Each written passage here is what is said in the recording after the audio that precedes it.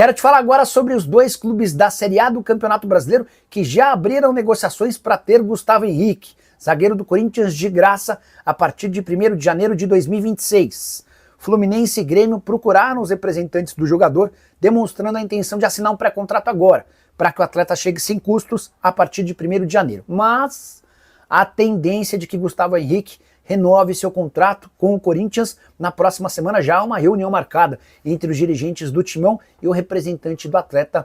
Importante contar que hoje o Gustavo Henrique ganha na casa dos R$700 mil por mês e ele já fez chegar aos ouvidos dos dirigentes do Timão que querem um reajuste salarial.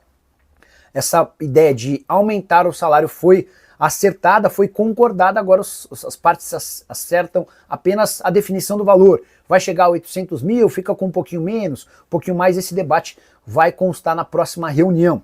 Gustavo Henrique, que é hoje o principal zagueiro do elenco do Corinthians, e o fato de estar livre no mercado, podendo assinar um pré-contrato, é sempre algo perigoso. 16 jogos e 1 gol na temporada, gol marcado justamente na classificação do Corinthians contra o Palmeiras, outro dia no Allianz Parque, vitória super importante que assegurou o Corinthians nas quartas de final. Quero arrematar as informações do Corinthians contando que o Santos Laguna rejeitou a proposta de parcelamento daquela dívida de R$33 milhões que causou um transfer ban. O Corinthians havia feito nas últimas horas uma oferta de pagamento à vista de metade desse valor, cerca de R$16 milhões e 500 mil. O restante seria pago em 6 vezes. O Santos Laguna afirma que não há como aceitar uma condição dessa, até porque precisou recorrer a empréstimos bancários porque não teve o dinheiro. Na pior das hipóteses, Santos Laguna cogita aceitar que o Corinthians banque 70% da grana à vista e parcele o restante. Se o Corinthians já tem quase R$17 milhões em mãos, precisaria de mais R$6 milhões para alcançar os R$23 milhões desejados pelo Santos Laguna. Há pressa no Timão, até porque em caso de nova punição da FIFA e os casos de Matias Rojas e Rodrigo Garro podem estourar a qualquer momento, o Corinthians corre o risco de perder até 6 pontos. Fala pessoal, tudo bem com vocês? Erros bobos que custaram caro. O Timão até que produziu, mas não conseguiu vencer mais uma. Aliás, perdeu em casa para o Bahia e sobrou para o Dorival Júnior, até porque os números depõem contra ele. A campanha é muito ruim e o Z4 voltou a assombrar. Vamos falar de tudo isso? Chega mais, eu sou o Chico Garcia, inscreva-se no canal. Bom, já sei que a gente vai brigar. Alguns de vocês vão brigar comigo, eu vou brigar com vocês. Não vou brigar, claro que não, né? Mas vou aqui tecer a minha opinião, evidentemente. É que eu já tive alguns embates na rede social antes de vir aqui gravar esse vídeo, por isso que eu sei que muita gente não vai concordar comigo. Eu não vou passar pano. Bom, muita gente vai entender como sim, que eu irei passar pano. Mas a minha ideia aqui não é passar pano para o Dorival, não é isentar o Dorival de toda e qualquer responsabilidade, muito pelo contrário. Eu bati muito no Dorival desde que ele assumiu e eu tenho uma admiração por ele, mas eu preciso fazer esse preâmbulo, tá? Em vários momentos cheguei aqui e disse, gente, o trabalho não aconteceu, não tá rolando, o time do Ramon tava melhor, tava jogando mais e tal. Aí aos pouquinhos eu fui reconsiderando, dizendo o seguinte, olha, cara, acho que a defesa temos um ponto aí. Acho que o Dorival conseguiu pelo menos que o time não vazasse tanto. Do meio pra frente, ele não tem os jogadores, e não tinha mesmo. Em vários momentos ele dependeu de Thales, Romero ou das categorias de base que ele não usava e agora ele precisou recorrer às categorias de base de uma forma mais intensa e vimos que talvez aí esteja um equívoco. Por que não antes? Por que não antes utilizar os meninos da base? Isso vale para todos os outros técnicos que passaram também, tá? Mas especificamente para o Dorival, que estava com dificuldades e ainda está. Não tem Yuri, não tem Memphis, não tem Carrilho. Eu nem vou contar o Romero que estava suspenso, porque esse nem solução estava sendo, né? Mas, enfim, é mais um desfalque que o Dorival tinha de um jogador experiente, é um líder, enfim, né, de alguma alternativa que ele pudesse usar. É fato, gente, que o Dorival tinha muitas dificuldades para montar o time hoje. O ataque titular foi com 2 meninos, o Kaique e o Guinegão. E aí é aquele contraditório do futebol. Poxa vida, o ataque titular foi um ataque de garotos que nunca tinham jogado juntos no profissional e eles foram muito bem. Eles foram muito bem. Melhor, inclusive, que a insistência em Thales e Romero quando você não tinha Memphis e Yuri em determinado momento, por exemplo. Então, Aí fica aquela pulguinha atrás da orelha. Poxa vida, por que não botou antes? Pô, o Kaique... Cara, o Kaique fez o gol do título do Corinthians na Copinha em 2024, janeiro, ano passado. E agora recebeu uma oportunidade para começar um jogo. O Guinegão, há quanto tempo não pedem o Guinegão? E até quando ele jogou recentemente, até falei, pô, vi muito pouco, né? Ele não pode ser uma solução. Cara, hoje ele jogou demais. Hoje ele jogou muita bola, fez um gol merecidamente e assim, gerou muito ataque, espaços, fez pivô, se movimentou. Cara, ele foi muito bem mesmo. Foi o principal nome, a principal figura do ataque do Corinthians. E aí tem o erro do Dorival, que talvez, né, não devesse tirar o Gui tão cedo no jogo. E deixar o Kaique, inclusive. Porque quando ele coloca o Thales, que a gente sabe que é um jogador que gosta de cair por aquele lado, o Thales ficou meio que sem saber o que fazer. Ou a orientação era para que o Thales fosse mais um falso 9 para dentro da área, o que não justifica, né? Deixasse o Gui, então. Só se ele cansou, sentiu câimbra, sei lá, porque não fez muito sentido ele deixar o Kaique, botar o Thales e tirar o Gui dentro da movimentação de ataque. O Vitinho provavelmente não estava sendo planejado para hoje. Até falei com vocês durante a semana, cara, a entrevista coletiva de apresentação dele deixou muito claro de que quando ele foi questionado do tipo, calma gente, pô, 2 meses e meio sem jogar, mas é que o futebol não tem essa calma, o Corinthians muito menos, a exigência do elenco tampouco, então ele foi pro jogo e até gerou, porque ele é bom jogador, né, gerou lances de ataque com finalizações, com levantamentos para a área, com movimentação, ele é esse jogador que vai te dar essa a possibilidade, né, muitas possibilidades ofensivas. E, cara, o Corinthians tentou ganhar o jogo de todas as maneiras, de todas as maneiras. E aqui vai o meu passar pano pro Dorival, onde muitos vão achar isso. Eu sou um crítico do Dorival em vários momentos. Cara, eu não consigo criticar, além da questão da troca, de que o Gui não precisava ter saído, de que daqui a pouco ele pudesse ter mexido antes, mas em termos de postura do time, que eu acho que é um reflexo do comando do técnico e também das escolhas dele, é só você ver as trocas do Corinthians no segundo tempo. O Rian, base. Dieguinho, base. O Thales, bom, o Thales acho que foi uma troca errada. O Vitinho recém-chegado, sem jogar há 2 meses, muito na emergência. Teve mais uma troca que agora eu estou esquecendo. Rian, o Dieguinho, e o Bahia, o volante Bahia. Tudo base, gente. Base ou o Thales, que não é solução, e o Vitinho, que é um recém-chegado. Essas foram as trocas do Corinthians. O ataque titular de Kaique e Guinegão. Como que eu vou cobrar do treinador, gente? Sem Carrilho, sem Memphis, sem Yuri. Eu sei que o número não é positivo. Uma vitória nos últimos 11 jogos, 6 jogos sem vencer. Eu sei. E aí eu entendo quem diga que o problema não está nesse jogo, está nesses jogos. Eu vi muitos questionamentos do tipo, poxa, Chico, mas pelo amor de Deus, e o elenco do Mirassol? Eu acho que são contextos muito diferentes. O Mirassol, cara, ele faz uma campanha acima da média, completamente fora da curva. O Mirassol está acima, deixa eu pegar a tabela aqui, o Mirassol está acima de muitas equipes que têm mais investimento, que tem mais estrutura, que tem mais tradição e que poderia estar ali no lugar do Mirassol. O Mirassol não é parâmetro. O Mirassol joga uma vez por semana. O Mirassol joga sem pressão, de certa forma. E, cara, tem um time muito bem treinado e muito bem ajustado. Isso também é verdade. Agora, que eu sei que na cabeça do torcedor é algo muito simples, né? Não, pô, o Mirassol tá na frente da gente, o elenco deles custa muito mais barato, então a gente tem que cobrar do elenco e do Dorival. Se você inverter, tudo é contexto, gente. Se você inverter, pegar o Rafael lá, Guanais, que é o técnico do Mirassol, e colocar no Corinthians, colocar o Dorival no Mirassol, talvez o resultado não seja o mesmo. Porque não é assim que as coisas funcionam.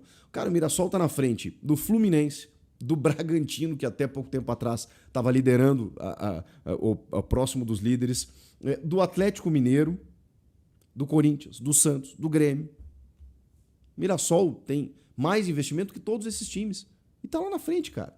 E assim, o Mirassol nem jogou na rodada ainda, tá? O Mirassol pode, inclusive, chegar perto do Bahia, que hoje ganhou no Corinthians. Tá 1 pontinho do São Paulo, 1 pontinho do Botafogo. Mirassol não é parâmetro. Joga uma vez por semana. O Corinthians, por mais que a gente questione, teve a Copa do Brasil. E foi o único momento que o Dorival teve Memphis, Garro e Yuri. O que aconteceu? Vocês acham coincidência? E teve o Carrilho também. Vocês acham coincidência que nos 2 jogos em que ele teve todo mundo, o time atropelou o Palmeiras? Então, assim, é claro que eles nem sempre estarão à disposição e você vai ter que encontrar soluções. O próprio Zubeldia, na reta final, acabou demitido, mas o Crespo também, cheio de dificuldades, foi lá, remobilizou o time, conquistou bons números e tudo mais. Caiu pro Atlético Paranaense na Copa do Brasil. Vocês trocariam? Eu sei que não é assim que funciona, mas o time passou na Copa do Brasil quando ele teve todo mundo à disposição. Ele não vai ter sempre, não vai ter 90 minutos e não vai ter todos os jogos. Ele tem que encontrar soluções, mas, cara, com Thales e Romero não estava rolando. O Héctor Hernandes já nem está mais nos planos, porque o Dorival viu que, cara, não vai rolar. E aí o que ele fez? Apelou para a base. Tardiamente. Essa é a crítica. Tardiamente. Poderia ter apostado antes. O Kaique, cara, eu tô pedindo o Kaique no time há muito tempo.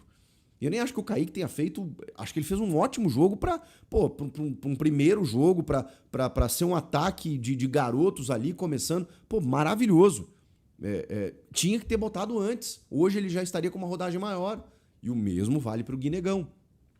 Essa é a crítica.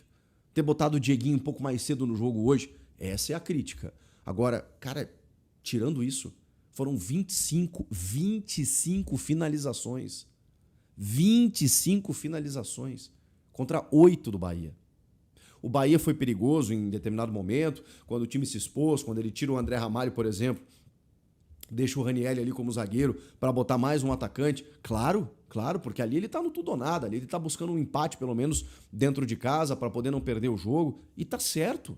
Tá certo, eu não posso criticar o Dorival por isso, por tentar ganhar o jogo. Expôs o time? Sim. O Dorival ficou perto em alguns momentos até de fazer o terceiro? Sim. Mas vamos lá, cara. A gente tem uma mania de analisar apenas por um viés, né? Pelo viés do Corinthians aqui. Eu faço muitos vídeos do Corinthians. Cara, o Bahia tem um puta investimento europeu.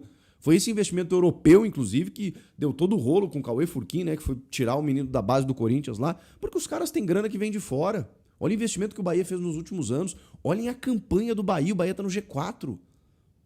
Olha o time que tem o Bahia, cara. O Bahia tem muitos jogadores do Bahia sendo titulares do Corinthians. E o goleiro Ronaldo, que até acho que falha no gol do Garro ali, que não valeu no começo do jogo, já vou falar da arbitragem. Tudo mais, pô, no segundo tempo virou Neuer, né, cara? Pegou tudo.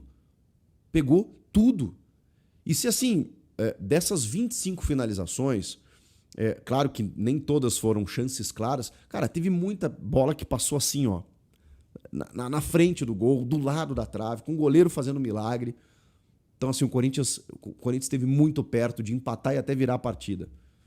Eu acho que foi muito injusta essa derrota. Não existe justiça no futebol, porque o Bahia também se portou bem. O Bahia também se propôs a jogar esse jogo, fora de casa, contra o Corinthians. Sai na frente num gol cedo, num vacilo da defesa. Os caras ficaram pedindo impedimento. O Matheus Bidu estava dando condição para o William José. A bola chega no Michel Araújo, ele chuta. Acho que o Hugo aceita. Pelo nível de goleiro que é o Hugo, é uma bola defensável. Ela está na mão dele. O chute é de muito longe, no cantinho, mas é uma bola que, pro nível do Hugo, acho que foi uma falha. Tá 1-0 pros caras com 1 minuto e meio, eu acho, né? 1 minuto e meio de jogo. O Corinthians ganha forças para empatar com o Rodrigo Garro, numa jogada do Kaique, inclusive, só que a bola bate na mão dele. E aí tem uma questão da regra aqui, que a regra manda anular o gol quando a bola bate na mão do jogador que faz o gol, mesmo que de forma acidental. No jogador que participa na origem do gol, você tem que considerar se essa mão ela é infração ou não. Se é um movimento antinatural, se é uma mão em direção à bola. Vamos lá, eu acho que é um lance bem difícil, tá? Eu não acho que ele que tenha sido intencional, mas eu acho que ele obtém vantagem, o Kaique. Porque quando ele tá girando, a mão dele meio que carrega a bola para frente do seu corpo e ele serve o Rodrigo Garro para fazer o gol. Então, com todo o meu questionamento da arbitragem do Paulo César Zanovelli, do Rafael Trace no VAR, esse gol eu acho ele passível de ser anulado pela regra, tá bom? Agora, o segundo gol, que na verdade é o gol de empate do Corinthians, cara, é um escárnio 9 minutos os caras ficarem analisando algo absolutamente claro. que o Guinegão não participa da jogada, o goleiro não enfim, atrapalhado de nenhuma maneira. Quando ele defende, vem uma nova jogada e ele vai lá e faz o gol. E os caras demoram 9 minutos, ele chama o Bandeira, chama uma convenção, chama um debate, pede uma cerveja, vamos ver o que está acontecendo aqui para poder validar um gol. É um esforço, a arbitragem brasileira faz um esforço para anular um gol aqui no Brasil, que é um negócio inacreditável. Os caras parecem que têm prazer em anular um gol.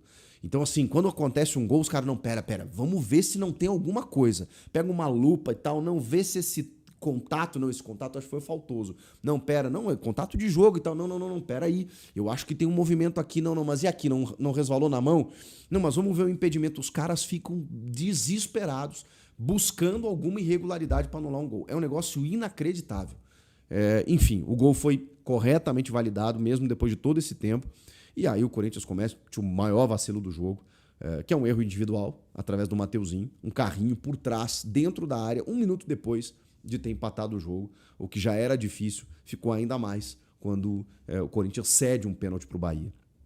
E aí o William José vai lá, desloca o Hugo e faz o 2-1. Bom, tinha todo o segundo tempo para o Corinthians empatar, virar, e o Corinthians produziu para isso. Mas futebol, né? O Bahia se defendeu bem, o Ronaldo fez grandes defesas, faltou capricho na hora da finalização, você pode colocar de todas as maneiras. E o Corinthians estava sem os seus principais jogadores de ataque. Com o Memphis e o Yuri teria sido diferente? A gente nunca vai saber, mas existe um motivo pelos quais eles são titulares e existe um motivo pelo qual, nos números, o Corinthians com o trio Garro, Memphis e Yuri perdeu apenas um jogo no ano, que foi aquele para o Barcelona em Guayaquil, que foi aquela hecatombe lá, que o Choca falhou, o Gustavo Henrique fez gol contra, foi um banzé de coisa ruim naquele jogo que custou a eliminação na pré-Libertadores. Foi o único jogo. Quando os três estão juntos, a magia acontece. E assim, Dorival vai ter que sobreviver. Essa é a má notícia. Sobreviver sem eles, porque o Memphis vai demorar, o Carrilho só ano que vem, o Yuri mais uns 2 meses, e aí sem contratar, né? Porque aí não bastasse, ainda tem o transfer ban. Pegou o Vitinho, beleza, que acho que vai ajudar, mas só. Não tem uma perspectiva de que você vá no mercado buscar alguma coisa. Vai ter que apelar para esses moleques. Esses moleques vão ter que salvar a lavoura do Corinthians. E aí eu vou criticar o treinador. Vou também, mas naquilo que lhe cabe. Dentro da responsabilidade dele, que é na troca, que é na demora para mexer muitas vezes. Agora, de resto, gente, pedir a cabeça dele por depois de ter classificado da maneira como ele classificou na Copa do Brasil e assim, de estar tentando encontrar soluções num elenco que, enfim, tem muitas limitações, os números não recomendam. Os números são ruins. 6 jogos sem vencer, 1 vitória nos últimos 11 jogos. Isso é muito ruim. Ele precisa ganhar e tirar o Corinthians dessa situação, porque, 13º, pode ser ultrapassado aí na rodada por Santos e Grêmio. Acho que por Grêmio não, tá? Que vai jogar contra o Galo fora, mas por Santos sim, que recebe o Vasco. O Vitória já jogou e o Vasco não alcança, né? O Vasco joga também, mas aí joga com o Santos. Então, acho que ele pode ser ultrapassado pelo Santos. De qualquer forma, são 6 pontos da zona. Tá ali, né? De novo, Corinthians flertando com essa situação e agora tem que achar um jeito, mesmo com desfalques, para ganhar os seus jogos. E tem perdido muitos pontos em casa. E isso é um detalhe negativo. Próximo jogo, Vasco fora. Não pode negociar. Tem que ganhar, até porque, pelo momento atual de tabela, é um inimigo direto. Então, meus amigos, qual é a opinião de vocês? Dorival é culpado ou não é? Fiz aqui as minhas análises.